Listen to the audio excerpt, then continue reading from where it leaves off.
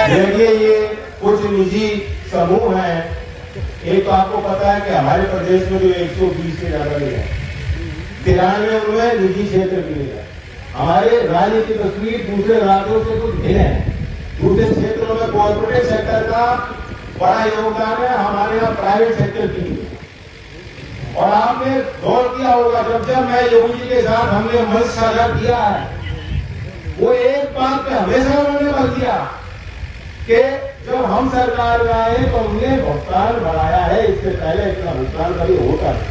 और दूसरी बात वो ये कहते हैं, इसे धमकी के तौर पे नहीं किया जा सकता, क्योंकि वो सरकार को संभालना है। सारे पहलू पर वो विचार करना पड़ता है, तकनीकी, कानूनी पहलू, नीतिगत निर्णय लेने से पहले उनको चीजों को देखना पड़ता है। लेकिन हर मन से योगी जी ने भी, जो प्रदेश के मुख्यमंत्री हैं, प्रदेश की बागडोर उनके हाथ में है, तोड़ फूट कहते हैं। कोई निजी मिल वाले ये ना सोचे, जहां सरकार किसान के भलाई के लिए कोई फैसला लेगी तो कोई कितना बड़े पूंजीपति उद्योगपति हो, उनकी सुनवाई पीछे होगी और प्रदेश के किसानों की सुनवाई और रखवाली पहले होगी। और जहां तक वो कहते हैं कि ऐसी कार्रवाई होगी, पहले तो आरसीबी नहीं होती थी जारी, और जेल के सलाखों के पीछे भी किसी को करना पड़े, अधिग्रहण करना पड़े, उनकी मिल का, उद्योग का, किसान के लिए बेहतर इंतजाम मांगने के लिए ऐसे कड़े निर्णय भी प्रदेश की सरकार ले, ये उनका कहना है। एक मैं अपने तरफ से जो चिंता का मुझे ये बता देना है, इसमें कोई शक नहीं कि उत्तर प्रदेश का किसान बहुत मेहनत कर रहा है, अव्वल खेती कर रहा है। पहले दूसरे राज्य की तुलना में खासतौर से महाराष्ट्र के पीछे नहीं चलता, लेकिन कुछ यहाँ जो 238 वैरायटी आई, 10 साल में 238 जो करनाल में विकसित हुई, और जो वैज्ञानिक जिन्होंने बनाया उनको भी पद्मश्री का अवार्ड मिला है, उसका बड़ा प्रभाव इस क्षेत्र में पड़ा। लगभग 30 से 35% जो किसान हमें बताते हैं, किसान का लोग बताता है 30 से 35% पैदावार जब से वो वैरायटी आई, विकसित हुई, वो पद्धति विकसित हुई, आपको लाभ मिल रहा। लेकिन अब पिछले 1.5-2 साल से आप देखें, अब उसमें भी रेड रॉट आना शुरू हुआ, और हमारी जिस हिसाब से रिकवरी बढ़नी चाहिए, पैदावार बढ़नी चाहिए, इस बार वो फसल को देखते हुए मुझे ये यकीन नहीं हो रहा। आगे और हमें परिवर्तन लाने की जरूरत पड़ेगी। मैं अपील करता हूं, यहाँ प्राइवेट इंडस्ट्री को भी कहता हूं, क्योंकि आप इसमें इन्वेस्टेड हो, ये आपका कार्य क्षेत्र बदला हुआ है। सरकार नीतिगत किसान की राय लेके मिल का क्षेत्र बांधती है, और वो मिल की जिम्मेदारी बनती है कि किसानों के साथ बेहतर पद्धति को बनवाने में, उसे कारगर बनाने में, प्रभावी बनाने में, लैब से लेके फार्म तक ले जाने में, कृषि विज्ञान को स्थापित करने में सबसे बड़ी जिम्मेदारी, अहम जिम्मेदारी मिलती है अब इंडस्ट्री की।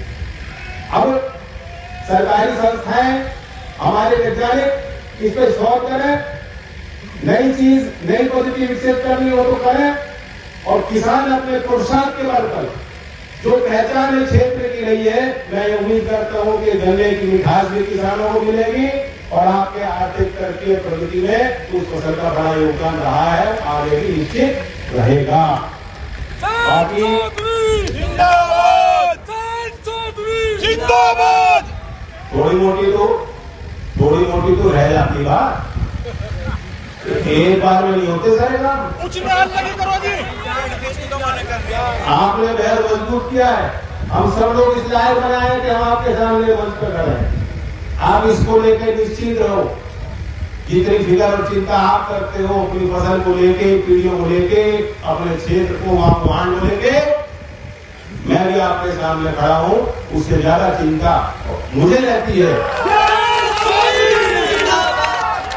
और चौधरी चरण सिंह जी के बारे में किस्सा सुनाते हैं, उनकी जब सर्जरी हुई थी, उनसे कोई अस्पताल में मिलने गया, उसमें उनका स्वास्थ्य बिगड़ जा रहा था, वो ठीक होंगे, और व्यक्ति ने पूछा कि चौधरी साहब आप कैसा महसूस कर रहे हो, और बताते हैं कि चौधरी साहब रो पड़े उसे देख के व्यक्ति को, और कहा कि बहुत कुछ करना रह गया। ये उनके शब्द थे कि मैं चिंता करता हूं देश के किसान का क्या हो। तो इसलिए एक परिवार के नाते हम और आपको ये सुनिश्चित करना होगा कि तरक्की कैसे हो। मैं कहना चाहता हूं कि अब नए तरीके भी आपको अपनाने होंगे। खेती के अलग भी एफपीओ बनाओ, कोऑपरेटिव बनाओ, समूह बनाओ और घर की महिलाओं को भी बढ़ाओ। मैं अभी बात कर रहा था स्वतंत्र देवी से, दूसरे क्षेत्र में अलग मिजाज रहता है। यहाँ आप महिला दिवस हम लोग मना रहे हैं और महिलाएं घर की आप नहीं आने दे रहे हैं। बताओ 10 रोटी नहीं मिलेंगी तो कहाँ? जब आरक्षण हो जाएगा सारी पार्टी को तय करना होगा, फैसला लेना होगा महिलाओं को आगे बढ़ने के लिए, नेतृत्व देने के लिए। उस समय आप लोग क्या करोगे? मैं चेतावनी दे रहा हूं, मैं लोकल को तो कह सकता हूं, लोकल वालों को कह रहा हूं, ये मत सोचना नेताजी कि तुम्हारी बेटी है, तुम्हारी बहू और तुम्हारी बीवी लड़ेंगी। अभी ला रही है मीटिंग में और कह रहा टिकट तो मेरे नाम से घूम जाएगा। वो जरूरी नहीं है, महिलाओं को ला करो। ये हमने मूर्ति का अनावरण किया है, वो वाटिका किसके नाम पे है? माता गायत्री दादी के नाम पे है वो वाटिका। और सबको पता है चौधरी चरण सिंह के सामाजिक और राजनीतिक और पारिवारिक जीवन में अगर दादी जी ने झूठी योगदान नहीं होता तो चौधरी चरण सिंह जी इस बेबाकी और अनुभूति से आपकी लड़ाई नहीं लड़ सकते। लेकिन ये मत सोचना जितना काम कराना है मुझसे करा लो। अपनी घर की बहुओं को, बेटियों को आगे आने से आप नहीं रोक सकते, लेकिन ये नियम है। मैं फिर भी आपसे आग्रह करता हूँ लोक दल के कार्यकर्ताओं से कि अगली बार जो इस तरह की सभा होगी, आधी बैठक महिलाओं के लिए हो और आधी बैठक आपके लिए हो, तो कोई मैं बधाई देता हूँ। कहने को तो बहुत कुछ था, शुभ तारीख है, आज की तारीख हमेशा यादगार रहेगी। और आते जाते जब भी रोटी से काम होता है तो आप कौन सी जॉब हमारे जगह में 10 रोटी मिलती है। आज अंतर्राष्ट्रीय महिला दिवस और आपने देखा सांकेतिक भाषा में कैसी बच्ची बोल रही है। साथ साथ मैं अभी सोच के कुछ बोल रहा हूँ, मेरी बोली खत्म नहीं हो रही और वो मेरा ट्रांसलेशन कर रही है। बहुत बढ़िया, ये कोई साधारण बात नहीं है। बहुत बढ़िया। भारतीय सांकेतिक भाषा को भाषा का दर्जा देना और उसे बढ़ावा देने के लिए भारत सरकार की नीति है। और शायद हमारी पार्टी लोकल पहली पार्टी है जिसने कहा कि जो भी हमारे मंच होंगे, क्योंकि हमारा दल सबके लिए है, ये मंच सबके लिए बनाया गया है। जो भी ऐसे कार्यक्रम होंगे समाज के बीच के, तो वहां सांकेतिक भाषा को हम जरूर रखेंगे।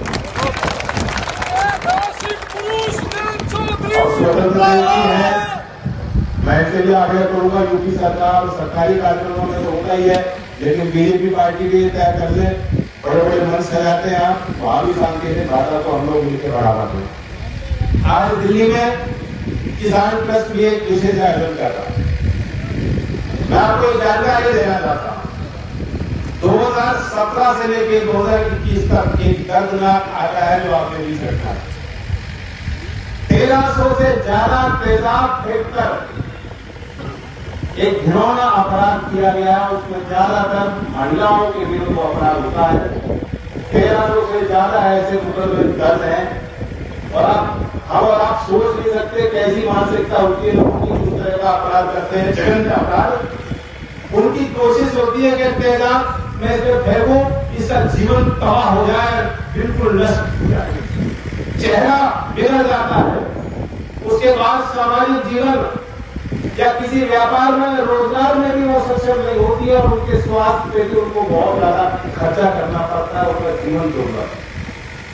कानून सख्त है, 10 साल से ज्यादा भी लोगों को सजा मिल सकती है दोषियों को, लेकिन अभी भी अपराध हमारे बीच हो रहे हैं।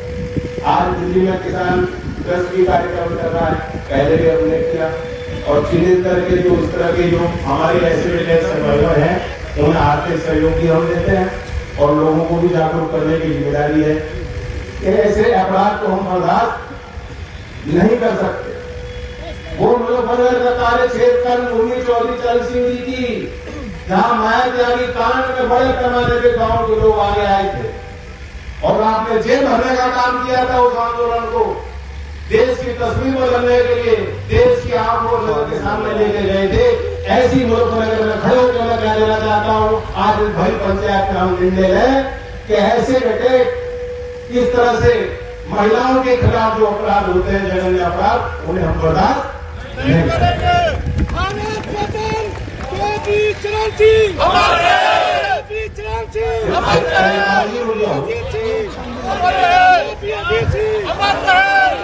मैं जब इनका नाम लेता हूँ आपको रेस्क्यू कर देते हैं। यहाँ जोला गांव के संबंध में भी राजपा जी ने व्यवहारिक बात कही है, जो उन्होंने मांग की है। और स्वतंत्र जी ने कहा कि हम तो सोचते थे, ये भी मुस्कुरा रहे थे, उन्होंने कई बात एक ही बात है, कोई फर्क नहीं है। और ये की जिम्मेदारी बनती है क्षेत्र की के प्रति, जब भी बैठेंगे, बैठक छोटी होगी बड़ी होगी ये फिक्र नहीं करते, अपने क्षेत्र के 2-4 एप्लीकेशन मुझे भी दे देते हैं और मंत्री को भी देते हैं। तो ये जिम्मेदारी निभा रहे हैं। ये मांग पत्र मुझे भी दिया गया है, माननीय मंत्री स्वतंत्र देव जी को भी दिया गया है, और कपिल और अनिल जी की जो जिम्मेदारी बनती है, ये उनका कार्य क्षेत्र है। मिलकर हम प्रयास करेंगे कि जोला गांव की जो मांग है ये भी उचित है, न्याय संगत है, इससे हम काम और कार्रवाई तेजी से करें। अब मैं एक बात गन्ने की भी कह देना चाहता हूं, बहुत बढ़िया जी, बहुत बढ़िया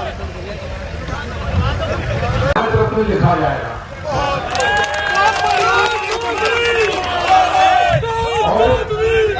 ये भी गौर करो कि चौधरी चरण सिंह जी को भारत रत्न मिलने के बाद पहली उनकी ऐसी मूर्ति है जिसका अनावरण पूरे देश में होगा।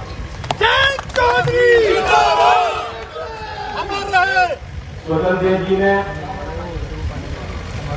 काफी बात बताई और उसमें कोई शक नहीं है। इस सरकार में कोई दोहन नहीं कर सकता, कोई अत्याचार नहीं कर सकता, उसे बर्दाश्त नहीं किया जाता।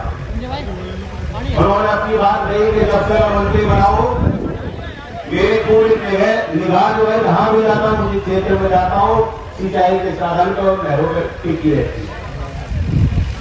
आप मेरा सोचो, जब से मैं जाता हूं, मैं स्कूल और घर सीधे जाता हूं। आज चौधरी अजीत सिंह जी की स्मृति में अनोखा काम हुआ।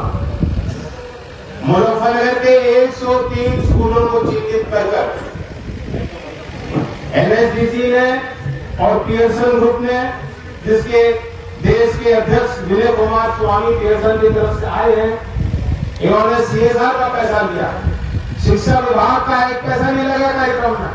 और 103 स्कूलों में जो देश के शायद पहले सॉफ्टवेयर इंजीनियर थे, बाद में राजनीतिक क्षेत्र में आपके आशीर्वाद से आए, लंबी यात्रा उन्होंने आपके लिए तय की।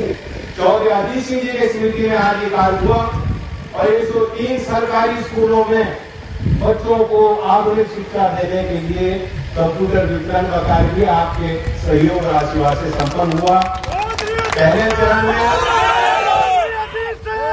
1 करोड़ 62 लाख की लागत से ये कार्य हो रहा है। इसलिए दोहराता हूं कि शिक्षा विभाग का 1 रुपया नहीं लगा है, एनएसडीसी और पियर्सन ग्रुप ने पैसा दिया है, ये दानदाता है।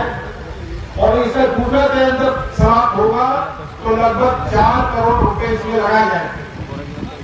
चौधरी अजीत सिंह जी यही चाहते थे कि देश के बुनियादी ढांचा में भार उठाने वाला किसान और कामगार, उसकी अगली पीढ़ियां मजबूरी में ना रहे, उन्हें गुर्बत ना देखनी पड़े, देश के आधुनिक मुख्यधारा में वो अपनी जिंदगी बनाए और वो आगे बढ़े। इसी कारण में आज के समय पे आप जानते हैं, जो टोपी और पगड़ी पहनने वाले लोग, पुराने लोग कार्यकर्ता बैठे हैं, आप जानते हैं, इनमें से कितने ऐसे हैं किसान भाई, अगर उनसे पूछा जाए कि आपकी अगली पीढ़ी की खेती करे, बताओ, राजी हो कि नहीं? ये तो फिर भी राजी हो जाएंगे, अगली पीढ़ी में कोई खेती करना नहीं चाहता। बहुत परिश्रम का जीवन है, बहुत कठिन जीवन है। कभी कभी मैं दूसरी बैठकों में होता हूँ जहाँ नीति को समझने वाले विचारक देश दुनिया के बैठते हैं, वो कहते हैं कि भारतीय कृषि व्यवस्था में परिवर्तन क्यों नहीं होता। हमें मालूम है कि जिस पैदावार वो उत्पादन समय के साथ घट रहा है, दूसरी फसल क्यों नहीं लेते किसान? मैंने बोला कि तुम्हें मालूम है अधिकतर काश्तकार जो किसान है वो 2 बीघे से कम उनकी मालिकाना जमीन है।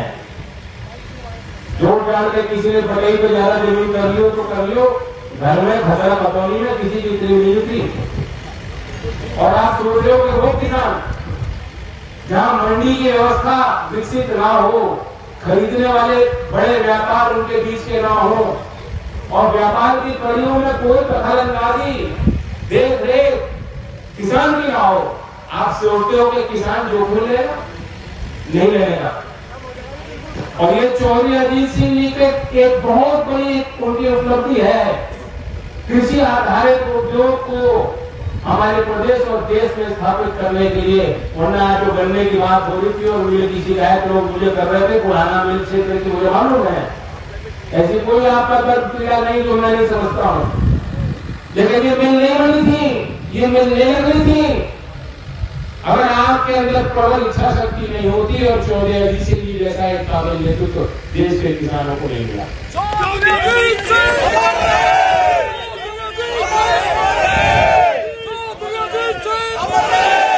स्वतंत्र जी ने एक गुणवान व्यक्ति की खूबियां भी गिनाई और जन भागीदारी भी आपकी तय कही कि सुधार कैसे होगा। ये तो पहचान मुजफ्फरनगर के घर में हर घर में होनी ही चाहिए जो आपने बात कही। बड़ों का सम्मान हो, मातृशक्ति का सम्मान हो। आज विश्व स्तर पे एक तारीख भी मनाई जा रही है और मैं तो जानता नहीं स्वतंत्र देव जी चाहे 10 रोटी खाते होंगे, मैं तो 2 से गुजारा कर लेता हूँ। किसान का बेटा है जी, रोटी चटनी मिल जाए और क्या चाहिए और थोड़ा सा गुड़।